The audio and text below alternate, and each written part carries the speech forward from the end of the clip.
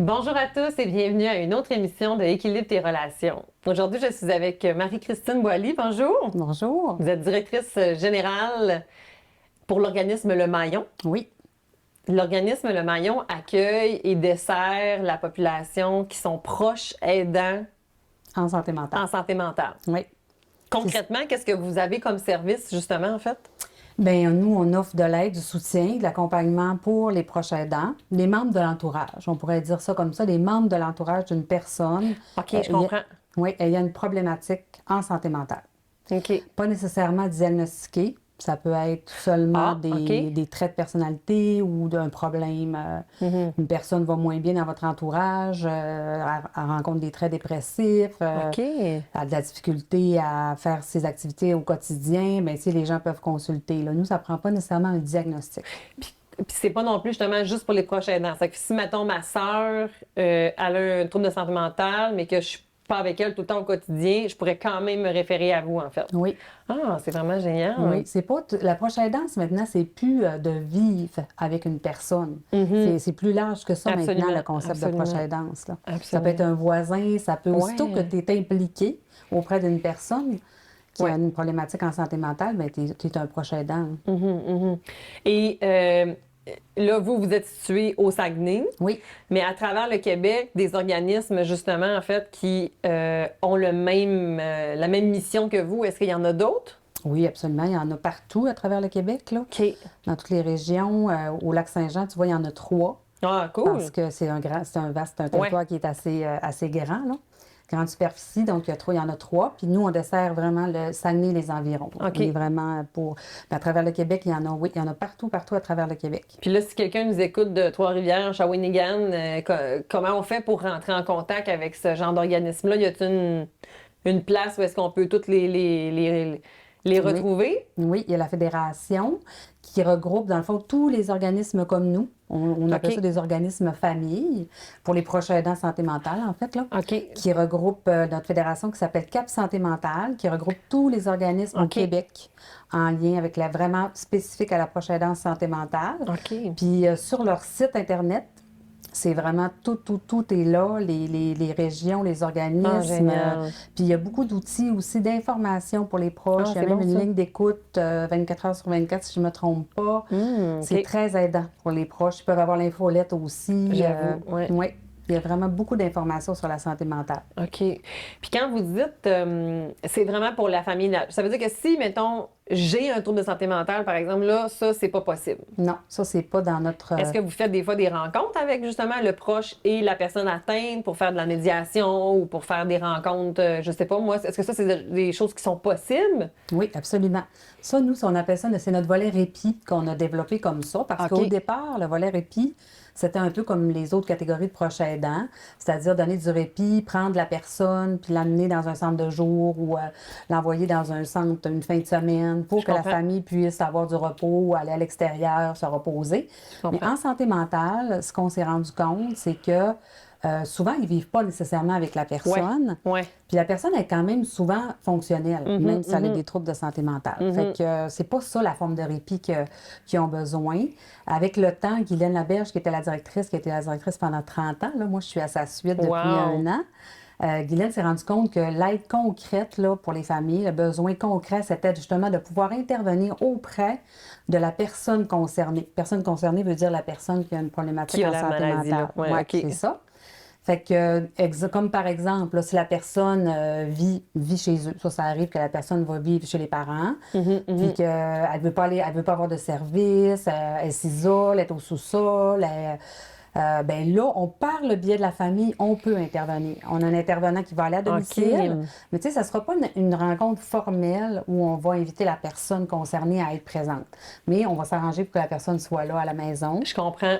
Puis le parent va dire, ben je reçois un intervenant qui vient pour moi. Puis là, ben indirectement, on va essayer On va de jaser prendre... par la bande. OK. C'est ça. Je Puis là, on comprends. crée un lien de on essaie de créer un lien de confiance. Ah, c'est bon. Puis pour la suite, bien, c'est vraiment de pouvoir les amener vers des services, les accompagner. Fait que c'est vraiment par le biais, c'est plus en approche systémique qu'on appelle, c'est vraiment avec la famille. Puis oui, ça peut être aussi des rencontres au bureau, ça peut être de dire, ben on va... Oui, je pense que ça serait important qu'on se rencontre, puis on peut faire même une rencontre individuelle avant. Souvent, on va faire ça, on va OK, ouais. s'assurer que la personne ait vu Se en mettre un peu à individuel. niveau, là. C'est Ouais. ça, exactement. Je Fait que oui, comprends. puis ça, c'est d'une grande aide, je vous dirais. C'est notre volet qui... Ben justement, avant de rentrer dans, justement, c'est quoi les besoins que vous voyez comme étant les plus en demande, là, si on veut, pour les prochains aidants? On parle de santé mentale. Je trouve que c'est un grand mot qui peut des fois peut-être amener un fourre-tout. Qu'est-ce que ça veut dire concrètement quand vous pensez à santé mentale, atteindre un trouble de santé mentale? Qu'est-ce que ça veut dire? Mais quand on parle d'un trouble de santé mentale, là, on parle d'un diagnostic. OK, oui, qui a été donné par un psychologue, un psychiatre, un médecin. Absolument. Là, on parle vraiment d'une maladie, d'un trouble. Ouais. Fait que là, on parle vraiment d'une santé mentale. Mais on peut parler d'une santé mentale fragilisée ou... Donc là, c'est qu'on n'aurait pas de diagnostic, mais qu'on aurait des traits. C'est ça. On peut avoir des traits ou on peut avoir quelques critères. Dans le fond, diagnostiquer, c'est des critères diagnostiques bien précis à partir d'un... Ils appellent ça le DSM, là, le manuel pour établir des diagnostics. Fait que là, c'est vraiment... Là, on va parler plus d'un trouble de santé mentale. OK. Mais sinon, on va parler plus de traits de personnalité ou de symptômes. Puis quand on parle justement des familles, y a-tu des familles justement? C'est quoi les troubles en fait? Comment que vous desservez le plus en fait? Bien, il y a tous les troubles de personnalité, il y en a plusieurs. Ouais. Il y a plusieurs troubles de personnalité, mais celui qui est vraiment, vraiment le plus fréquent depuis quelques années, là, je dirais qu'il est vraiment en augmentation, c'est le trouble de personnalité limite. On voit beaucoup aussi la schizophrénie. OK. Il y a beaucoup de ça, la schizophrénie. Il y a aussi toutes les psychoses, là, en lien avec des psychoses, pas nécessairement induites par une schizophrénie. Ça peut être induit par une psychose toxique due à la substance. Ensuite, il y a des troubles de l'humeur, dont la trouble bipolaire. Ça, c'est pas mal dans ces trois-là. Les troubles de personnalité, des fois, on va voir narcissique. Ou, il y a les troubles anxieux aussi qu'on va rencontrer, mais souvent, c'est concomitant. C'est en lien avec une autre problématique. Ouais, c'est ça, exactement. Tout ce qui est de l'ordre des affects dépressifs, des troubles dépressifs, est-ce que ça aussi, ça rentre justement dans ce que vous voyez? Oui, absolument. Okay. Oui. Souvent, ça, la dépression, les troubles dépressifs, souvent, c'est concomitant aussi. On va voir que ça va être en lien avec un trouble de personnalité ou avec la bipolarité. Je comprends. Souvent, ça va être la phase dépressive. Mais oui, on a quand même quelques personnes pour des troubles dépressifs. Je comprends. Je comprends. Et il y a plusieurs mythes quand on parle de la santé mentale et des troubles de santé mentale. J'ai comme envie qu'on en regarde quelques-uns parce que je pense que ça peut être vraiment pertinent. Qu'est-ce que vous répondez aux gens qui disent que la santé mentale, c'est quelque chose, les troubles de santé mentale, c'est quelque chose qui est rare, ou les difficultés de santé mentale? Que moi, ça m'arrivera pas. Oui, non. On n'est pas à l'abri. Personne n'est à l'abri, puis... c'est comme tu disais tantôt, c'est large, c'est vaste la santé mentale. Ça n'a pas besoin d'être un diagnostic, là, parce qu'il y en a beaucoup. Quand on parle d'un problème d'adaptation au travail, quand on parle d'un épuisement professionnel, ça en est tout, ça. C'est relié à la santé mentale, là. Puis, tu sais, quand on parle avec des personnes, la plupart dans leur entourage, il y a quelqu'un qui a une problématique. On connaît quelqu'un, absolument. Mais c'est une personne sur 5, dans le fond, qui va avoir au moins un épisode de difficulté ou de trouble de santé mentale durant sa vie. Fait que, c'est quand même un bon pourcentage, là, quand on voit ça. Là, donc, tout à fait. C'est plutôt rare qu'on se fait dire que c'est rare. Oui, c'est ça. La santé mentale. C'est le contraire, surtout depuis la COVID. Là. Ah oui, je présume que vous avez clairement vu de l'élément. Oui, vraiment. Absolument. Tout à fait. Est-ce que justement, tantôt, on a parlé un peu de la schizophrénie, mais tu sais, est-ce que c'est vrai que, justement, les gens qui ont des troubles de santé mentale ou qui ont une schizophrénie vont être dangereux? Oui, non, absolument pas. Ça, c'est vrai on l'entend quand même assez souvent. Là.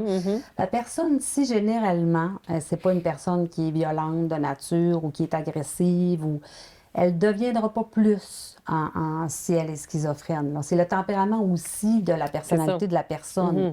Mais par contre, c'est sûr qu'avec les drogues d'aujourd'hui, il y en a plusieurs qui peuvent induire à de la violence. Absolument, Fait que je c'est comprends. ça. OK. C'est plus là-dessus qu'on va voir, mais non, automatiquement. Puis la plupart de nous, là, des personnes qu'on rencontre, ne sont pas violentes. Là. C'est rare qu'il y ait de la violence. C'est des gros, on parle plus de gros cas majeurs. Là. C'est ça, c'est plus des cas isolés, justement. Oui, des OK. cas isolés. Puis souvent, il y a une consommation aussi. Tu sais, parce que des fois, il y a des gens qui vont voir des gens justement dans la rue, hein, dans le fond, dans l'itinérance. Puis là, on va Oui. dire, ah, mais là, Ouais. c'est des troubles de santé mentale, c'est dangereux, alors que la réalité de l'itinérance, je sais pas qu'est-ce que tu en penses, mais c'est pas vrai que Non. qu'ils ont Non. tous un trouble de santé mentale. Là. C'est un grand mythe, là. Ben, c'est sûr que là, je dirais qu'il y en a beaucoup, par contre. Là. Oui, Il y a absolument. beaucoup de santé mentale, mais très peu de violence. Là. Tu sais, souvent, les gens ont peur, mais ils ne sont pas violents. Là. Ils ne sont pas nécessairement violents. Là. Je comprends, je comprends. Quand on pense à la santé mentale, on pense aux proches. Quels sont justement les besoins que vous observez les plus criants? C'est quoi les demandes que les proches viennent vous faire? De quoi ils ont besoin, justement? Bien, je dirais que là, en premier lieu, ils viennent vraiment chercher de l'aide pour mieux aider leur personne. Ils vont venir chercher de l'aide, pas pour eux nécessairement. Comment mieux aider mon proche qui a et qui vit? Je fais-tu les bonnes affaires? C'est ça. Ils viennent se faire valider, ils viennent beaucoup ventiler aussi. Ben, ils ont beaucoup, beaucoup besoin de parler, d'exprimer ce qu'ils vivent. Avez-vous des groupes de soutien, justement, en fait? Ou est-ce qu'on a des groupes de parole et tout ça? Oui. On a des groupes. On a le groupe Partage, entre autres, là, qui, lui, c'est une fois par mois. Okay. C'est vraiment un groupe que les gens peuvent venir parler autour de la table. Il y a un intervenant qui est là, mais c'est vraiment en plus du partage. Chacun a son temps de parole, justement pour avoir une place où on peut se sentir compris, pas jugé, pas... Tu sais, c'est vraiment une place où ils peuvent parler librement parce que ces personnes-là ont de la difficulté à en parler à leur entourage. Hein, parce qu'il y a encore beaucoup de préjugés en lien avec la santé mentale. Hein. Oui. Fait que c'est, oui, le groupe. Puis on a un groupe aussi plus de psychoéducation. Là. Tu sais, comme là, on a un groupe spécifique pour les troubles de personnalité limite, pour les proches d'une personne atteinte de... Puis à ce moment-là, le groupe psychoéducatif a vraiment des ateliers où est-ce qu'on apprend à faire des choses comme proche pour aider ou comment répondre, je présume, parce que c'est pas toujours évident qu'on pose avec une personne qui a un trouble de santé mentale, là, en fait. Non, c'est ça, c'est pas des fois, je pense que je fais bien, mais dans le fond, je fais pas bien. C'est ça. Exemple typique, je vais pas mettre de limite. C'est ça. Hein? C'est ça. Là, finalement, tu t'épuises. Là, finalement, ça aide pas plus la personne. Mais là, si je mets des limites, elle va s'en aller avec tout seul. Ouais, mais en même temps, là, on va dans un cercle vicieux. Qu'est-ce que tu en penses de ça? Ah oui, absolument, c'est ça. Je te dirais que pour la plupart des troubles de santé mentale, c'est ça. C'est d'apprendre à mettre leurs limites.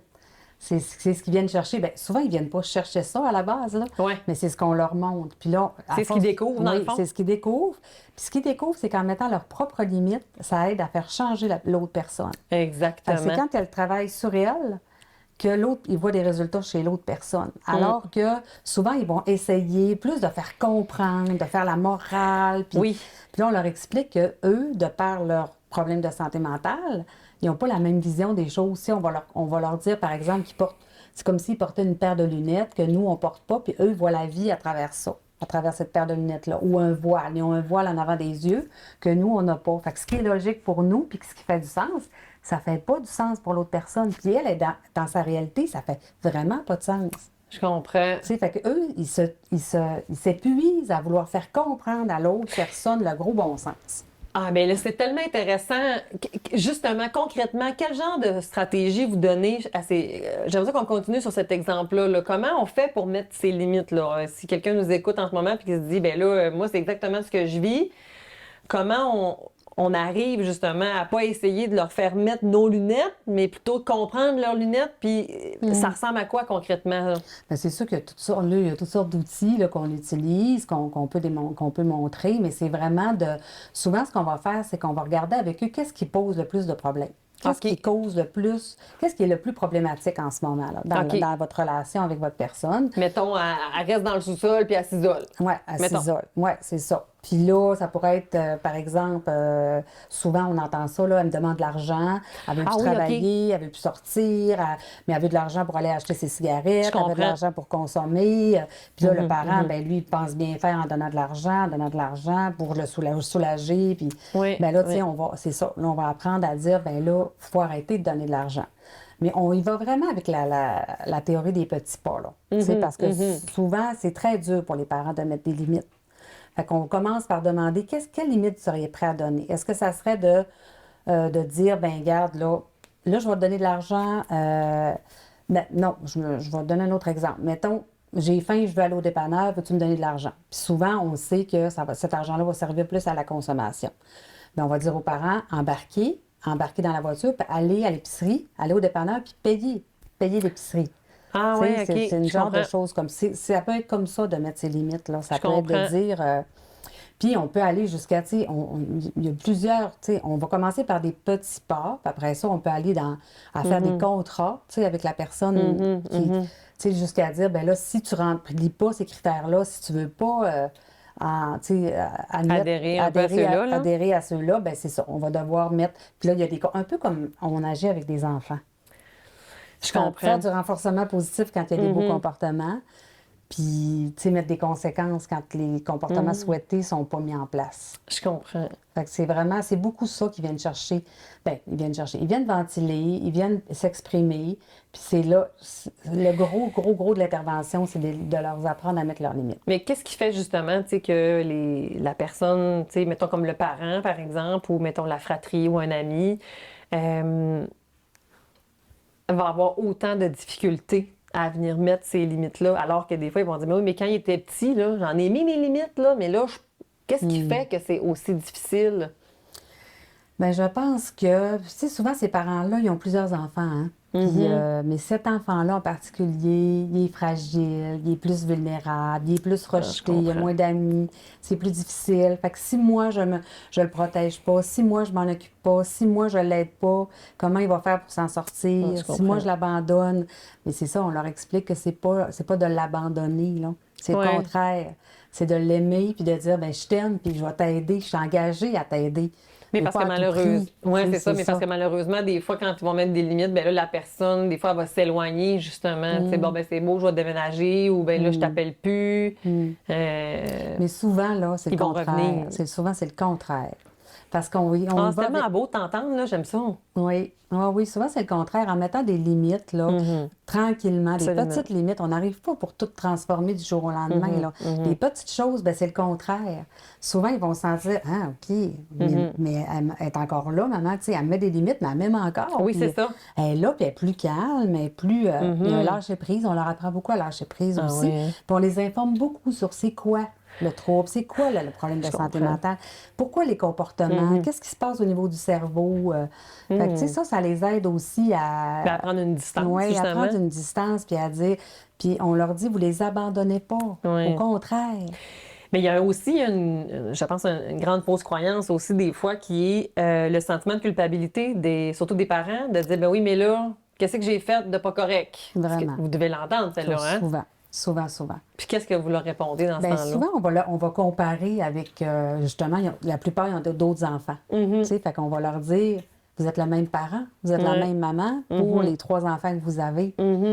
Tu sais, la différence, c'est que cet enfant-là, ben, il y a une problématique, il y a une vulnérabilité, il y a une fragilité. À lui. Ça lui appartient. Puis on leur explique aussi tout le côté biopsychosocial là, d'une maladie. Tu sais, il y a un aspect vraiment génétique aussi là, dans la santé mentale. Là. Absolument. Fait que ça les... Mais oui, il y a des éléments dans l'environnement, mais c'est pas la totalité. Non, c'est pas la totalité. Tu sais, il y a tout le côté, mais il y a vraiment un côté biologique. Hein. Plus ça va, plus c'est prouvé aussi, là, la génétique, puis les recherches. Même les troubles de santé mentale, là, comme le trouble de personnalité limite, là, il y en a depuis toujours, là, des personnes comme ça. Mais dans le temps, on disait, bah, c'est un alcoolique, c'est un vieux mononcle qui s'endure pas, une vieille matante, puis elle a juste à se prendre en main. Mais là, maintenant, avec les recherches avancées, on voit qu'il se passe réellement quelque chose au niveau du cerveau. Mais là, tu viens de nommer un mythe qu'on entend aussi vraiment souvent, là, que c'est une question de volonté. Ils n'ont rien qu'à se lever puis aller travailler. Ils n'ont rien qu'à arrêter de telle affaire. Qu'est-ce que vous en pensez de ça? Qu'est-ce que... Ben non, c'est vraiment pas ça la réalité non plus. Là. Il se passe vraiment quelque chose pour ces personnes-là. Là. Puis ça, souvent, c'est pour ça que les proches s'isolent. Puis ils ont de la misère à en parler aux membres de leur entourage parce que... Ah, c'est là qu'il peut y avoir vraiment beaucoup de jugement, justement. Il y a beaucoup de jugement, puis ils entendent, ben voyons donc, tu sais, pourquoi qu'il se prend pas en main, il a juste à aller travailler. Tu te fais avoir, tu te fais manipuler, nanana. Ils se sentent pas compris parce qu'il y a encore, quand je parle qu'il y a beaucoup de jugement encore, puis de préjugés, là. Mon Dieu, Puis, tellement. tu sais, plus ça va, plus c'est prouvé scientifiquement, là, par les recherches. Ben oui, Fait que, tu absolument. sais, il y a vraiment... C'est pas juste un manque de volonté, Non, là. non, non, Au non, non. contraire. Oui, il y a une portion, par exemple, qui, tu sais, qu'il faut Oui. qu'il tolère des malaises, Oui. puis que, tu sais, il y a une portion Oui. où est-ce que, oui, il y a quelque chose que dans la mobilisation, Oui, absolument. mais ce n'est pas Ce n'est pas l'unique juste- raison. c'est Ben ça. non, c'est ça, absolument, absolument. C'est quoi votre conseil numéro 1 pour une personne, justement, qui débute avec une personne qui vient d'apprendre qu'elle a un problème de santé mentale? Ben moi, je dirais que c'est de venir chercher de l'aide, là, premièrement. attendre. De pas attendre. Oui, c'est ça. De venir tout de suite chercher de l'aide. Puis, Il arrive épuisé souvent. oui, oui, mais c'est ça. C'est ça qu'on voit. Nous, souvent, là, quand ils arrivent au maillon, c'est parce que sont allés vraiment au bout de leurs limites, sont épuisés, puis sont référés. Nous, on a beaucoup de références Ah ouais, OK, des par les policiers. médecins. Ah, les policiers, Ouais, OK, les ouais, policiers, OK. beaucoup. Ah, les c'est bon. policiers qui interviennent dans les milieux familiaux là, quand il y a des crises. Je comprends. Souvent, c'est parce qu'il y a un problème de santé mentale dans la famille. Fait que là, ils sont référés. Puis là, ils arrivent en crise. Nous, c'est souvent des comprends. familles qui arrivent en crise. C'est rare qui arrivent parce que leur proche vient d'avoir un diagnostic, puis qui arrivent souvent épuisés. Fait que la première chose à faire, c'est vraiment de les laisser s'exprimer. Ils ont besoin de parler, ils ont besoin de nous expliquer ce qu'ils vivent depuis plusieurs années. Fait que venez nous parler. Venez de ne pas rester seul avec ça. Ouais, de ne pas vraiment. rester seul. Puis nous, on est vraiment là pour les valider, les outiller aussi, leur faire comprendre c'est quoi, leur expliquer c'est quoi. C'est quoi la maladie, c'est quoi les comportements, c'est induit par quoi, c'est... tu sais, fait que c'est vraiment d'aller chercher de l'aide, de ne pas attendre. De pas De attendre mettre d'être les bons épuisé. outils déjà en place, parce que quand ça fait des années que tu es déjà dans C'est plein ça. de différents patterns, ça de fait faire pas. reverse, là, C'est ça. ça va demander beaucoup d'énergie. Si en plus tu arrives et que ta batterie est à terre, C'est ça. c'est sûr En que c'est plus. encore plus difficile. Là. C'est pour ça qu'on y va doucement, là, comme je te disais. Tu sais, on va les accueillir. Ouais. Souvent, ils arrivent fatigués, ils vont avoir besoin de parler. On va faire plusieurs rencontres sur ça. Puis après ça, on va commencer tranquillement. S'ils veulent intégrer des groupes, s'ils veulent... On va commencer à plus outiller, là. Mais ils sont très, très heureux, là. Juste le fait de pouvoir s'exprimer, d'être validé, d'être compris dans leur détresse, là. Tellement, C'est juste ça, là, c'est pour beaucoup, là. vraiment. C'est pour beaucoup. Quand on pense à proche aidant, on pense beaucoup aux adultes. Est-ce que les enfants, les adolescents, est-ce qu'ils ont aussi une place? Oui. Puis d'ailleurs, c'est ce qu'on est en train de mettre, parce que nous, notre clientèle, c'est vraiment 0-100 ans, là. Mais c'était pas un volet qu'on avait tant développé, là, Ouais, le volet hein, jeunesse je présume. qu'on appelle, là. Mais de plus en plus, il y a un besoin criant au niveau de la province, là, pour aider ces jeunes-là, dont Ah, ouais, un hein? parent est Mais plus ado, je présume, quand même. Là. ado. Il faut faire attention avec les tout petits, là, en fait. Ouais. Il ne faut pas qu'ils soient parentifiés, dans le fond, Non. quand même. Fait que je présume que Ben, c'est souvent des cas. ils viennent avec un autre parent ou un autre adulte. Oui, Quand mais ils sont vraiment plus petits, les ados, je présume qu'eux, ils viennent peut-être des fois plus tout seuls, mais... non, c'est Encore souvent, là. même les ados, c'est souvent Ils vont en lien venir avec aussi. la DPJ ou avec les écoles et milieux scolaires, là. Que, tu sais, on va être interpellé par un professeur Ah, ouais, ok, ou ouais. par...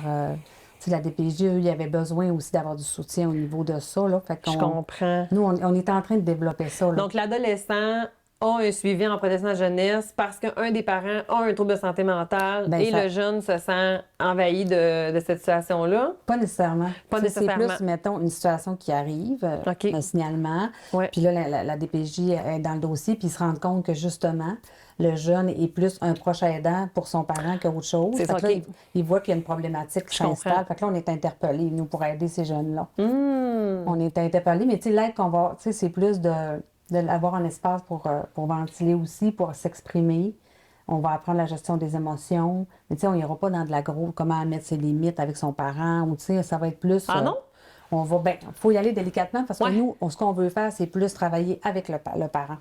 Je comprends. Tu sais, on travaille avec le parent Avec aussi. l'autre qui n'aurait pas de trouble de santé mentale, par exemple. Avec le parent aussi qui a un trouble de santé mentale. OK, avec aussi Oui, le ça trouble. prend OK. le Ah, c'est consentement. tellement- Ça prend oui. le consentement du parent.